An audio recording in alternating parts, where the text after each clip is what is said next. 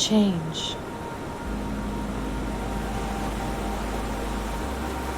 The Astrotherapy Podcast interviews. Cool. So change, huh? Boy, that's a good topic. Right. Apropos for the moment.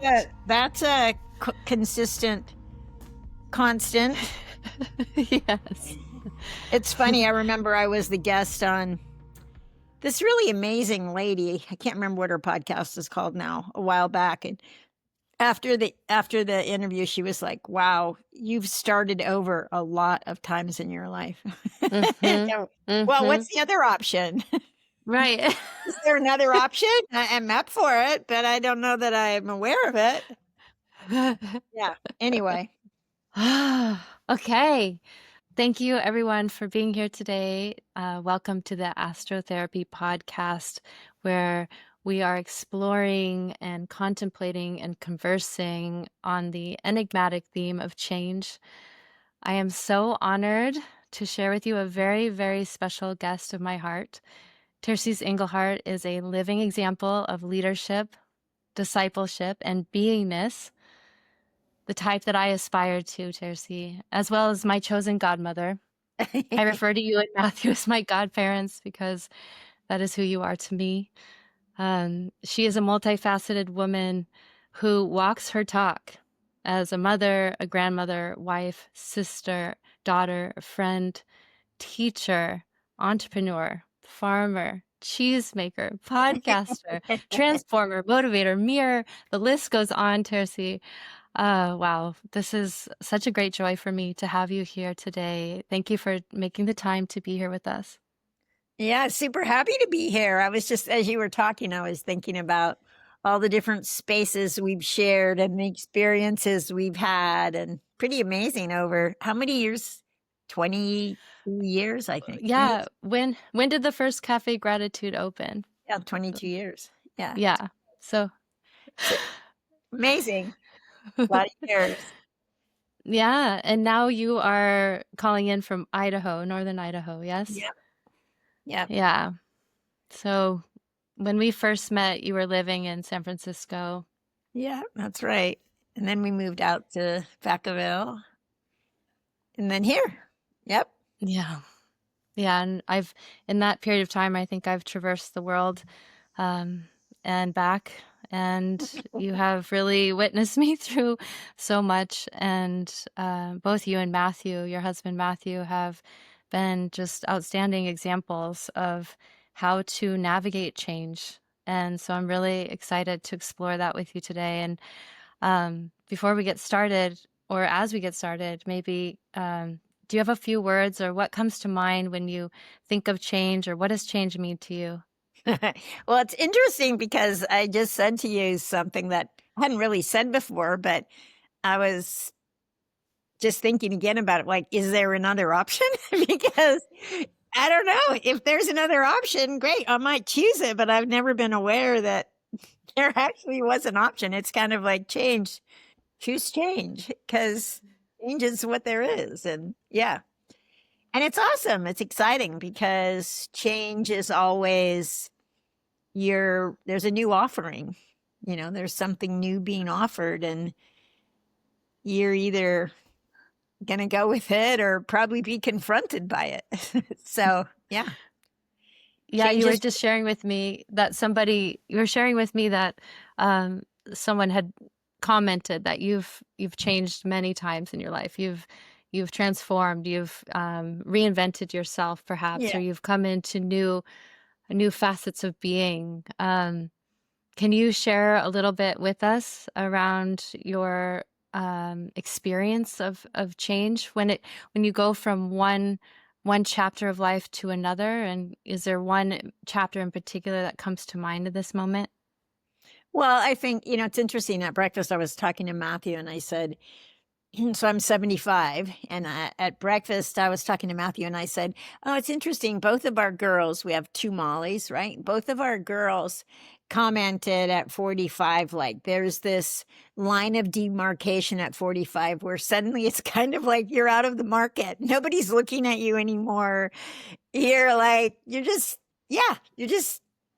it's over. That part of attraction, it's over, right? And then I said, I think there's another line of demarcation at 75 because all of a sudden you're old. People treat you like you're old. Like you, Matthew said, yeah, like you go to the doctor and it's all about palliative care now. It's not like getting you ready for a marathon. It's like getting you ready to die, you know? So I don't know, change for me, I think because I grew up in a military family, when we moved here, Matthew said, wow, I realize I've set up 5 homesteads. And I was like, wow. So I said, let's see how many homes I've set up. And I think we stopped at like 42. So, What? so I've moved.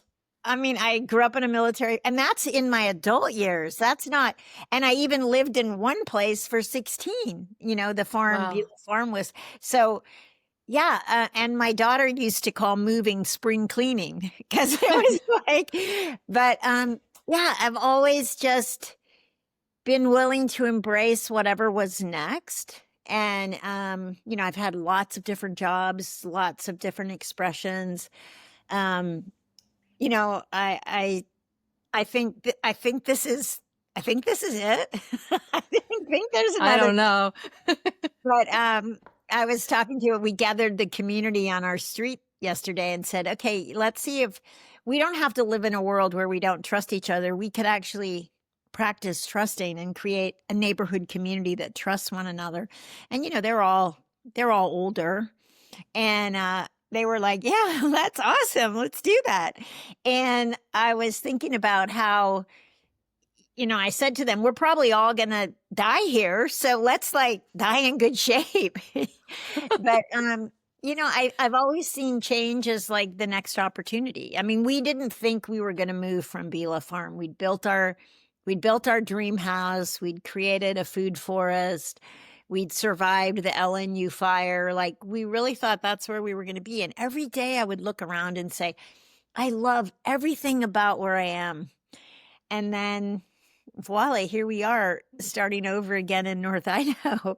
The new outdoor kitchen just started construction last Monday, so it's been 1 week.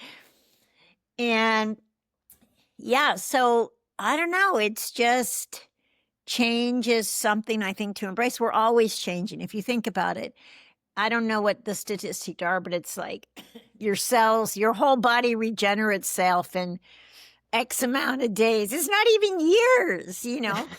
And everything changes. And so I guess my kind of one-liner is, well, let's embrace it. And I also think the beauty of change is you get to participate in what's next. And that's what I was saying to this community meeting yesterday. Let's create what we want. Let's create the neighborhood relationships that we want rather than talk about, well, it used to be you could go borrow a cup of sugar from somebody and now you don't even know who your neighbors are or whatever. So yeah, I don't know. Change. That's it. That's what we're doing.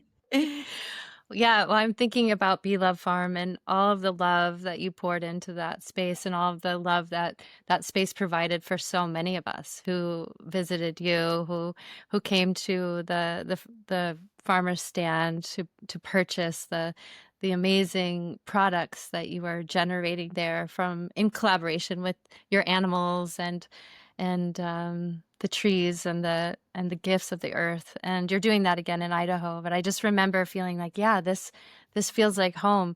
But then somewhere from inside, that inner nudge started to happen, and also mirrored in the outside, right? Because you became a dairy farmer and you were coming up against some issues there. And it's like whatever the logistics was kind of creeping in and offering another opportunity. There was like this kind of the pressure or the externalized invitation, right? It started to move you all in a different direction. And then where you are now kind of revealed itself. Well, it's interesting, Ciela, because when Emma, who worked at the farm in California, Beulah Farm, when she came up to work here as an apprentice, I looked it up online and I remember saying, wow, it's beautiful, because it's really like farming in the middle of a national forest. And Mhm. so I remember thinking that. And then when she came back and said that was for sale, we were thinking, that, all right, well, maybe COVID kind of cannibalized the hospitality business in California. So maybe we're going to do like vacation stays. We're going to do retreats. And all right, great. Well, we'll have a North Idaho location, North California location. Our daughter's in Texas, and maybe one of the kids will want to do a East Coast or something. So, but again, I think you follow the breadcrumb trail, you take the Mhm. next step. So I thought, well, let's go look at it. And when we looked at it, again, we were struck with the beauty, and it has everything. It's like unbelievable water, and freshwater source and woods I mean, it's beautiful. And then yes, in Idaho, I get licensed, I can do raw dairy. And so then we thought, well, that was still kind of our thinking. And then when we were on our way back home, we really got this download that like, no, your mission's done in California and you have a new mission. And we were like, okay. And, that was just a decisive point. And then we lived as if that's how it was going to be, and ended up, leaving there and leaving that set up and coming here. And we've been here now 2.5 years, be 3 years November, which seems crazy how, how fast that's gone. And, we're building a homestead here, and hopefully some of our 15 grandkids come and join us. Um, so yeah, I think you just take the next step. I don't think you have to see the whole plan. I don't think we've ever seen the whole plan. When we started Cafe Gratitude, we didn't see the whole plan. Um, yeah, I think you keep taking, I mean, you're a master of that too. You take the next step, and then the next appears, and that's what changes. I think it's a gradual process of evolution. You're evolving, you're becoming something. And what my current podcast and expression is all about, is like we're on this journey together, and we're becoming more of who we were created to be. And that's going to constantly require change because we're not there yet. And maybe we never are, but who knows, nobody's come back and told me exactly what's going to happen in the afterworld. And there's lots of opinions about it, but then again, we live in a world where there's a lot of opinions about everything. Yeah, and where is there anyway? We're not really quite Exactly. sure where that is. But there's something that always comes to me, Tercy. You come to me so often. But if I'm having a moment, let's say I'm feeling challenged, it's like this is just what it looks like right now. Exactly. Like I just hear you saying Not that, over and I yet. and I'd love for you to offer that to those listening today, because many of us are feeling challenged in what we're experiencing in the world today. And if you could just maybe share a little bit, well, this is just what it looks like right now. What does that mean? Yeah. Yeah. I think first of all, it's life happens in this moment, the one we're in right now. And then by the time you say that, that moment's gone and the next one's there, So the key to life is really staying present. And, it's and then avoiding distractions. And fortunately or unfortunately, there's lots of benefits to technology. There's also the downside of technology, that it's a constant distraction. And so, but then that's great because it's teaching us to be able to focus and keep our attention on what we're committed to and what we have. Like, I must say to Matthew, I don't know how many times a day, what are you listening to? And then he'll tell me, like, so when I go, how did you find that? And he goes, oh, the algorithm sent it to me. And I'm just like, it's like, do we hear what we're saying? It's like, there's this algorithm running your life, determining what has your attention. And I mean, Celia, this, our attention is the most valuable thing we have, which is why everything's trying to get it, to grasp it, to keep it, to hold it. Your attention is your worship power. What you're attending to is what you're worshiping.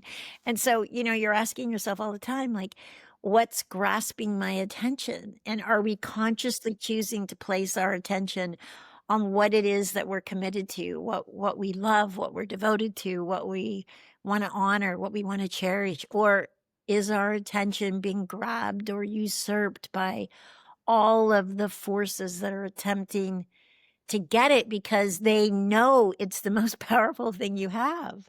I mean, COVID taught us that. It was like, wow, how did that happen? How did the whole world, it's a great experiment. So, yeah, so I think that's the key, is making sure that you're keeping your attention on what you're devoted to, what you're committed to. And that's really a lifelong exercise. I don't think we ever are done with that, because the minute we think we're done, something else has grasped our attention, it's so that's the most. And gratitude is a way of keeping your attention in the present moment. So what if you were just a present grateful person? And Mm. what if everybody else was too? Then what would the world look like? Yeah. Well, when I met you, you and Matthew had started a cafe, which was really a school of transformation Yeah. to inspire us to return to gratitude, to explore, to consider gratitude as a way of being. Um, and then, you became, I think you were a teacher before then, and you were continued being a teacher. We ended up collaborating and co-creating retreats together in Maui, and some of the most fond memories of my entire life. So thank you for that. Yeah. Magical days, right? Yeah. Super magical days. And then, the farmer in you was born, right? I'm just kind of tracking your transformation, the farmer, and I don't know if you were a farmer or gardener before. Was that something Well, that you I had done? milked cows. I was part of kind of my ex-husband was a Vietnam vet. And then when he came back from Vietnam, he was struggling with a heroin addiction. And we'd moved out to a farm in Pennsylvania. And that's where I first milked cows and goats. But Mm. yeah, and I had just one little child then, and then I had the second, then I had Molly. But yeah, I've always been kind of a country girl, but I mean, I'd never really lived in the city until San Francisco. And then Mm. San Francisco was a pretty long stint, but we saw that as we were running this restaurant school. And yeah, and did our time and got that up and going. But yeah, lots Well, of that was, yeah, go ahead. lots of different expressions and ways of. But I think I mean, there's also my whole past as a survivor from sexual abuse and eating disorder, 20 years of that life. I was just thinking this morning, all those young people that I kind of you know mentored through those same years where I struggled and lived an addictive lifestyle are all past that now. And now I have grandchildren in that 16 to 36 age span. Mhm. The children are out of it now, the grandchildren are entering it. But challenging years for really becoming an adult and learning, one, to take care of yourself and also be a contribution. And so there's that whole chapter of my life, and then my own spiritual journey and healing. And now also, like, at this time of my life, I'm also still going back and just making sure that all those early relationships and early not great choices in my life are like clean and closed and in good shape. Because yeah, I think when you actually are in those years where you're preparing for death, you want to make sure that you die clean, that you leave people in good shape. So, and that's another thing we don't talk about. We don't talk a lot about death. One of my kids is actually now has a job with like a mortuary where he actually gets calls and picks up people who have passed and takes the Wow. bodies to where they get either cremated or prepared for burial or whatever. And he was saying, wow, like we we don't talk about this. We don't, and how many people are now becoming death doulas, and Mhm.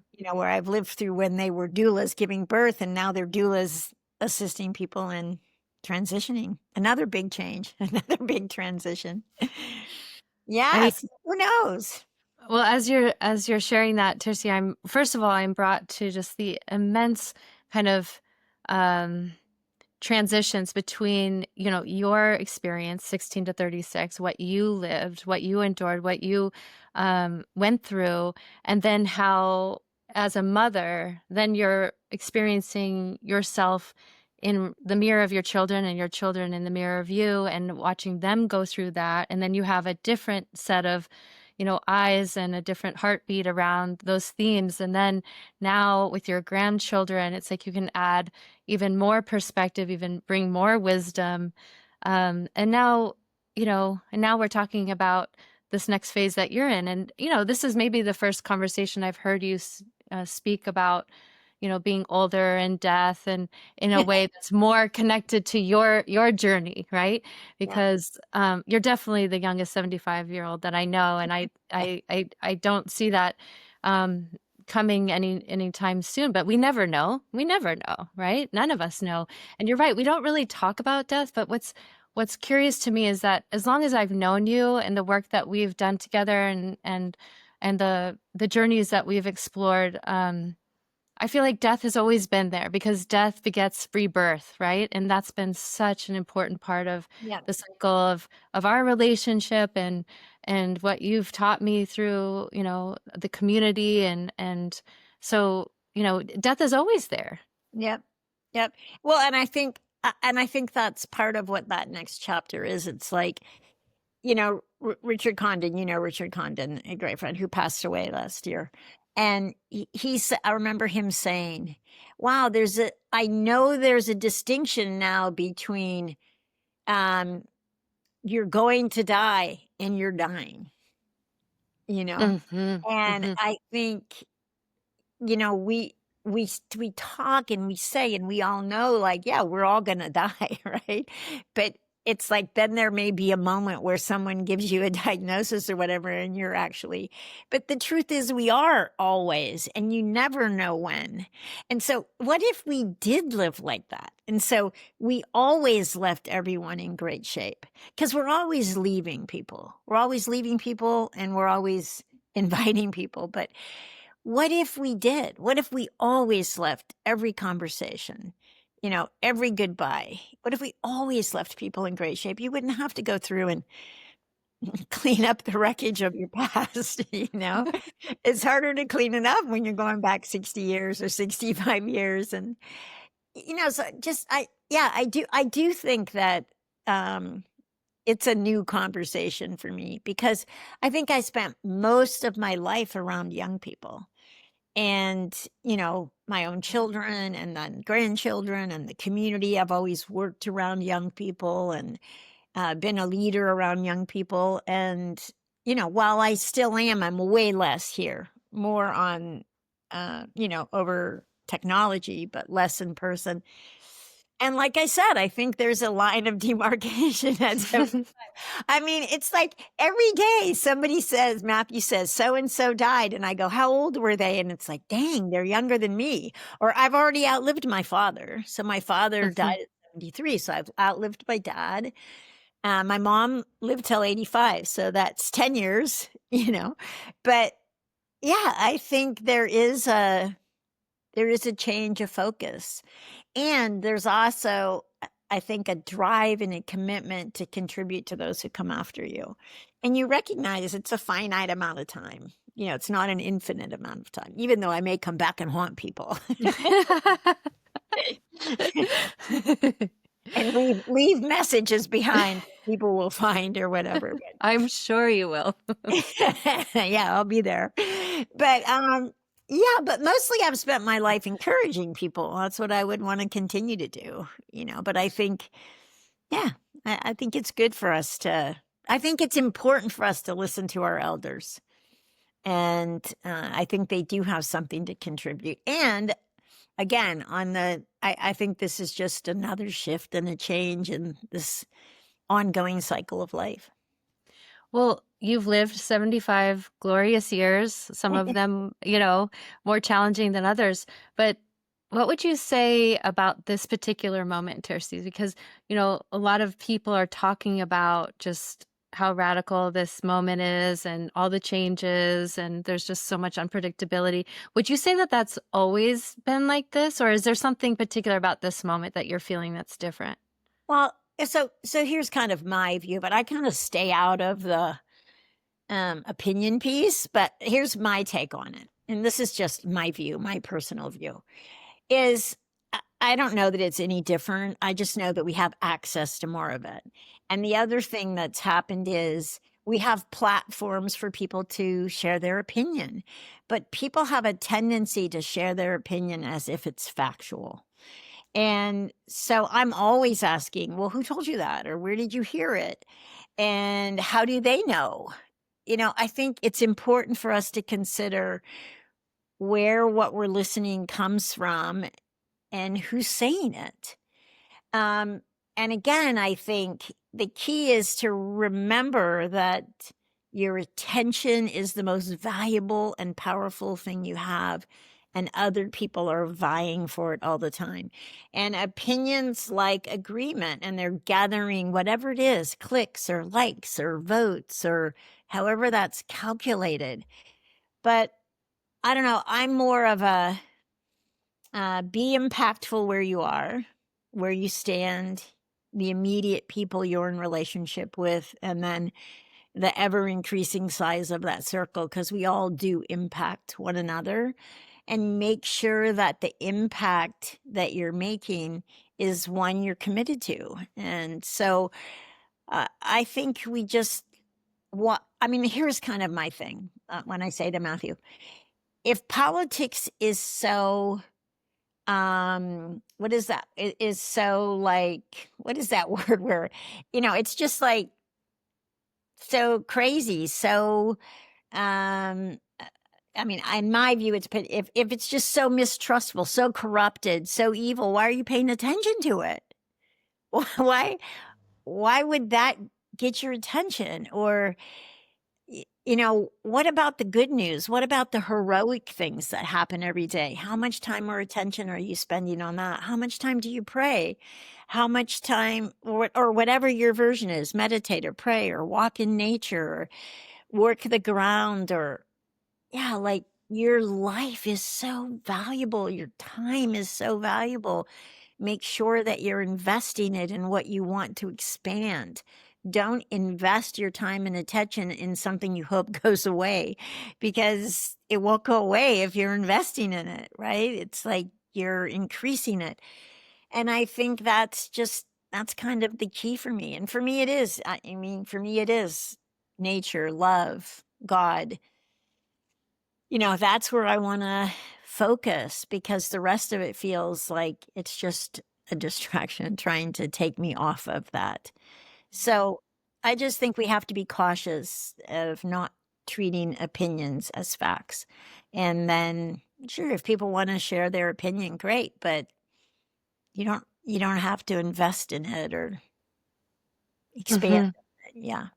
And I think, is it a different time? Sure, it's a different time because everything's moving faster and everything's more accessible.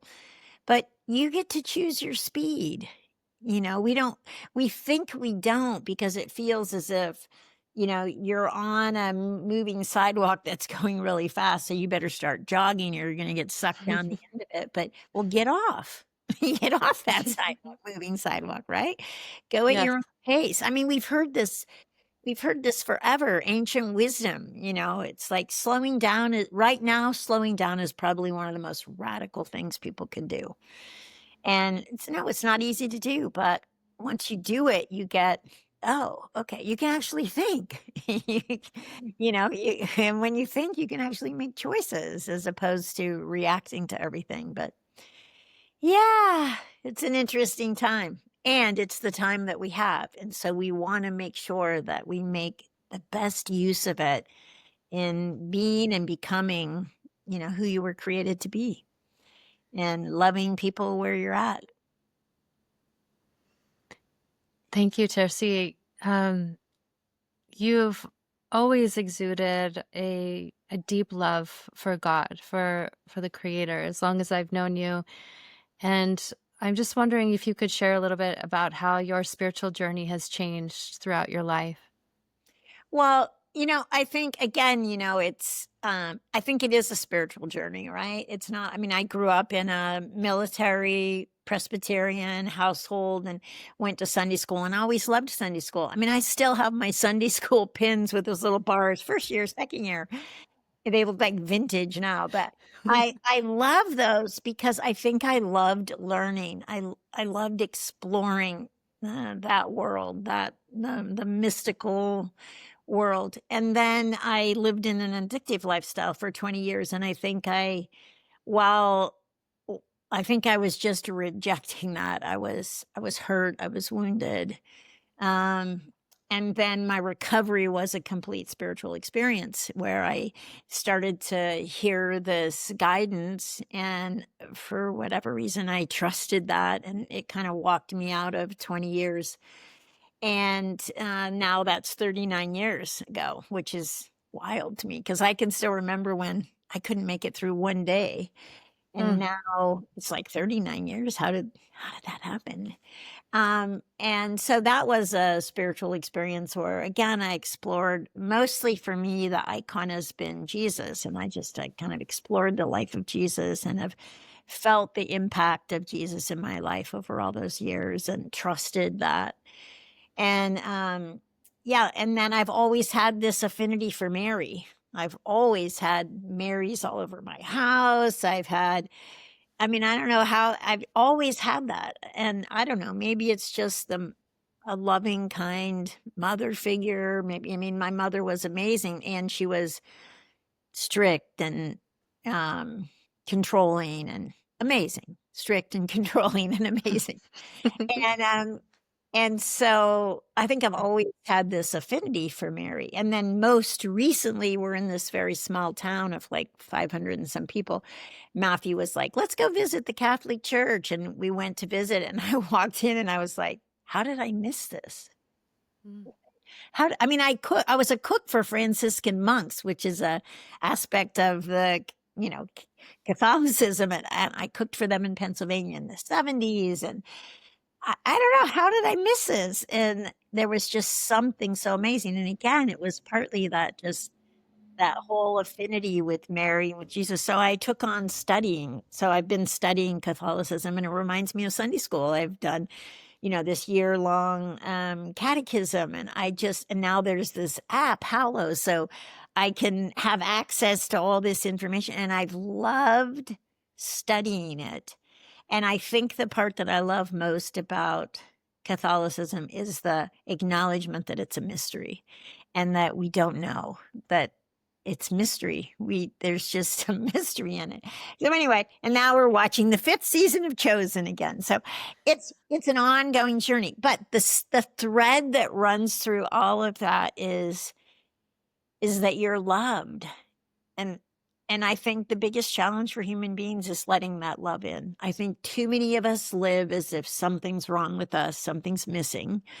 And mm, I believe that comes from life experiences of wounded people raising wounded people and just cultures and puberty and schools and I mean all the impact of that.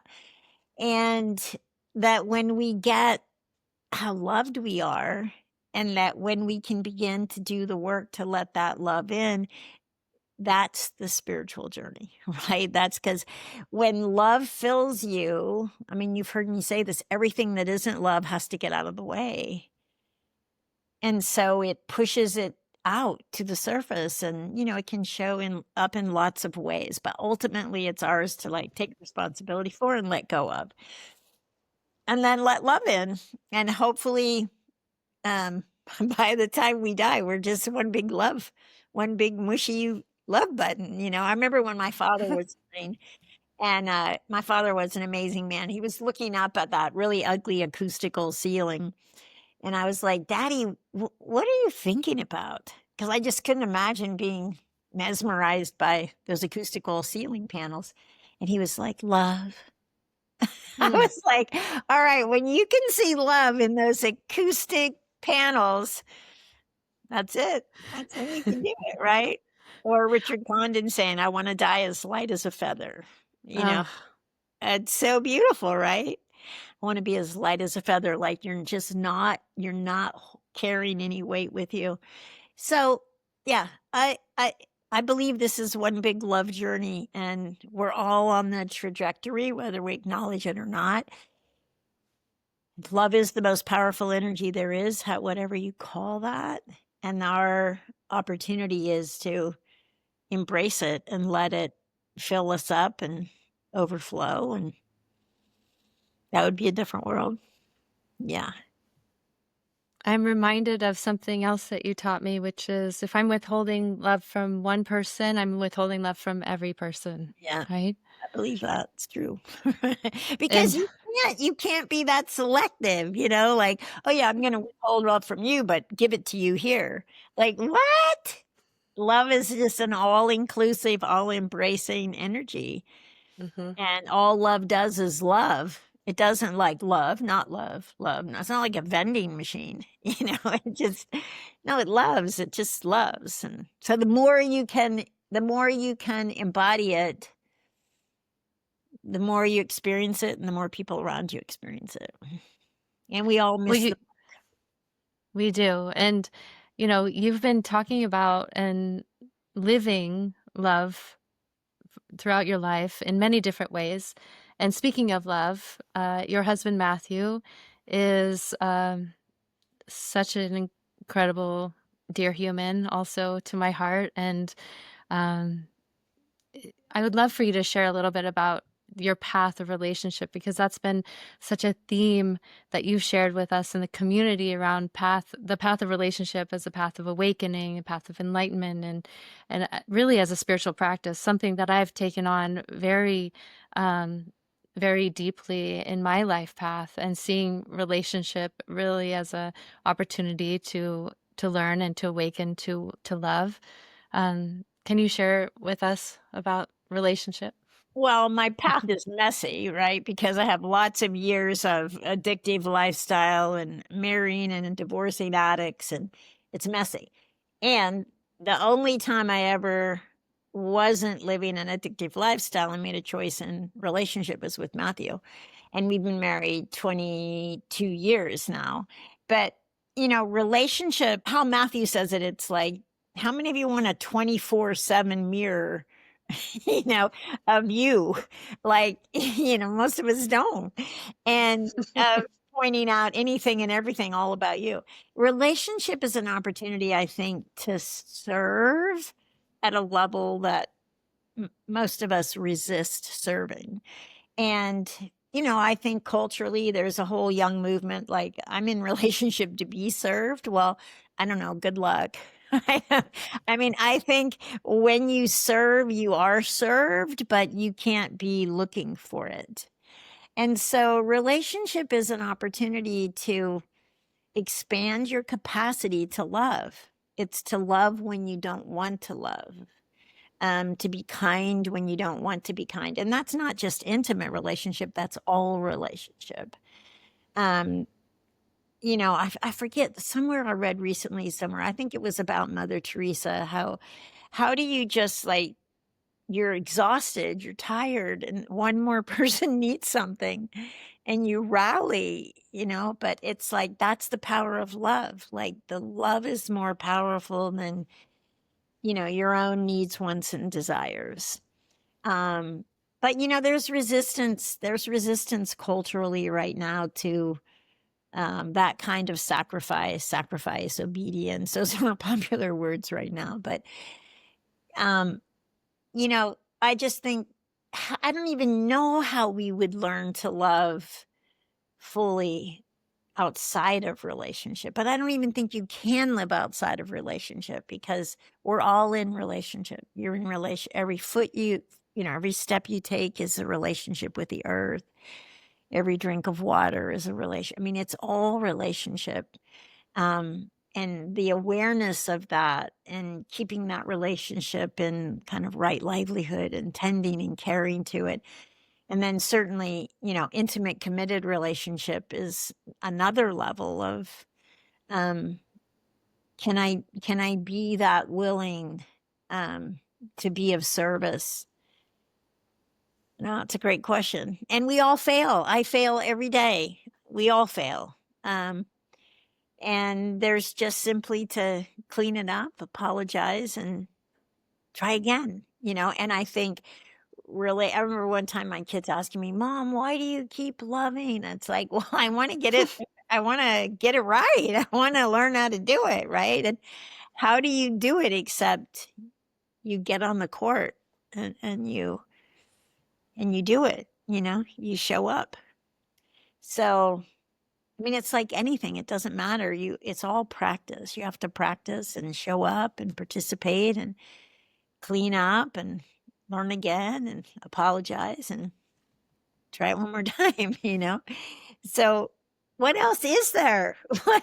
What's the other option? Right? Just, I don't know, so, yeah, I think relationship is an honor. It's a privilege. It's a responsibility. It's not easy. And it's probably the most rewarding thing you could ever invest in, is another human being furthering their life and them also getting closer to getting who they really are. Do you have any guidance for those of us who are entering into committed relationships or are in committed relationships, but really would like to see this continue on and, to grow and to evolve? Anything that you've learned in this last 22 years that you would offer? Well, I think one, you have to be all in. You have to not have the option that you're going to bail. I just think that's been one of the biggest deterrents to people actually showing up and being present. And then I think it's important to, I think it's important to have your own spiritual relationship and connection so that you can be, empowered by a higher power.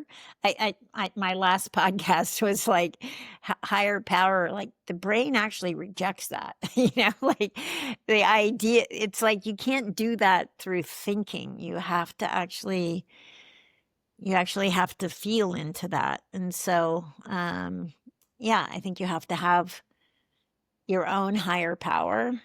And then I think, you've heard me say this before. It's like always asking yourself, well, what would love do now? If I could possibly ever conjure up some love, or love was here beside me, coaching me, what would it say? What would it do?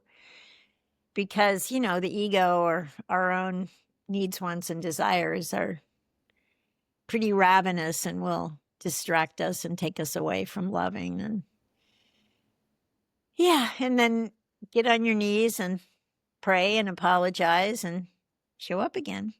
But, there's so many seasons to love too. So it's not loving because or why loving. It's just you love to love. That's it. You just love to love. It's not about getting or having or, even experiencing. You love because that's what love does. And on the theme of change, how is it surfing the waves of change in committed relationship for you? Well, again, I have a husband who's changed a lot. So, and I think, most people probably do. Particularly if you stay with it and you go through. I still get moved to tears when people say, we've been together 60 years. I'm just like, wow. Well, if I added all mine up, I would have been. But, I just so moved by that. Can you imagine people making the choice to be together at 16, 17 years old and still be together at 80? It's pretty inspiring. Mm-hmm. And so I think, I think it's important to recognize that building a relationship takes both of you contributing. And in the words I use would be holding space for one another, allowing the growth of each individual, because we don't all grow at the same time in the same way. And we may not even agree with one another's growth cycles. But I don't think relationship is about agreement. I think relationship is more about acceptance and honoring and appreciating. And I don't always do that well, but I try to remember, because we all want what we want. We want it to look the way we want it to look, and then also I think it's recognizing that love shows up in lots of different ways, and it may not show up the way you think love shows up, but love can show up in so many other ways. And so it's also learning to expand your awareness to how love expresses. And so I think that's huge. And then I think also making sure that who you're being in relationship is bringing out the best in the other person. And I think we all fail at that. Sometimes you've heard people say, people are like more loving or more kind to people they don't know than the people close to us. And then there's the excuse that says, yeah, well, the people close to us aren't going to bail, so we can dump on them, right? But that's just, who wants to live in that paradigm, instead of like, no, I want to make sure I always leave everyone in great shape, moment by moment by moment. And yeah, it's a process. We learn how to do that. And I know my kids, along the lines of aging, one of my daughter-in-law, I spent some time with her, and she was like, I don't know, you're so far away now. Like, what happens if, when you really do need help, Matthew's not going to help you. How are we going to, and I was like, oh, he'll show up. He'll show up, somebody will. But if people knew I needed help, somebody'd show up. So, but yeah, I think we all learn how to be there with and for one another. And that changes as our seasons in life change. What does that actually look like? So, but my word to people who are in a committed relationship or choosing committed relationship is, you're making a great choice. Hang in there. Like, I'm still so moved and inspired by people who choose marriage. And I think it's a meaningful path, and it's rich and diverse and challenging and rewarding. I mean, I don't think you can have a situation that's rewarding without probably not also being challenging. But yeah, and build yourself a community that supports that, so that you don't have to do it on your own. Mm-hmm. I always tell people, because I've officiated a lot of weddings, and I always tell people, just so you know, when you guys take sides, I won't be on either of your side. I'll still be standing for the two of you. And I think we need more people who do that, more people who don't. The going gets tough and they pick a side. What if there isn't a side? What if it's like, we're standing for the union? And yeah, I think that's important. Yeah, and maybe to have those people not just for unions, but for the state of affairs, like that, where we're in such a divisive moment, Yeah. and can we stand in the middle and see the humanity on both sides and reflect something different Well, and than also, just an opinion. yeah, consider that what we're seeing in the outer world is a representation of what's going on individually inside of people. So that divisiveness is what we're experiencing, and that's where the work is. We have to be able to come together, internally and then collectively. I don't think we can do it collectively if we haven't resolved the internal battles. Yeah. Exciting times. Yes, Bigger opportunity than ever before. I completely agree, and I feel that in myself as I'm working diligently every day to come together Yeah. inside. And I love what you're saying about a higher power, and how the mind feels about that. Because for me, I always like to explore, contemplate, and differentiate between faith and belief. Mm. Because faith is something that I feel, it's something that I know, it's something that I experience. And belief is, outside of that. Belief is something that my mind is attempting to understand. But faith is something that's it's real. It's something I can touch. It's tangible. Even if it's not material, it's something that lives inside of me, and that's where I commune. Mm. So would Yeah. you say that faith has an experience attached to it? Yes. Yeah. Yeah. A direct experience. Faith Yeah. is something that comes from a knowing of having felt it, where belief seems to live more in a conceptual realm that Like I'm you l- learned it or somebody told you it or you taught. yeah. Yeah, got it. Yeah. There's something I wanted to tell you Okay. was that because we were just talking about church, I just recently joined a gospel choir. Oh, awesome. Oh, I love Yeah. that. Yeah. It's so great. Singing, especially singing praise. So valuable, so meaningful. That's so great. I love it. I Yeah. love it. When you get to where you should record some gospel, send me some.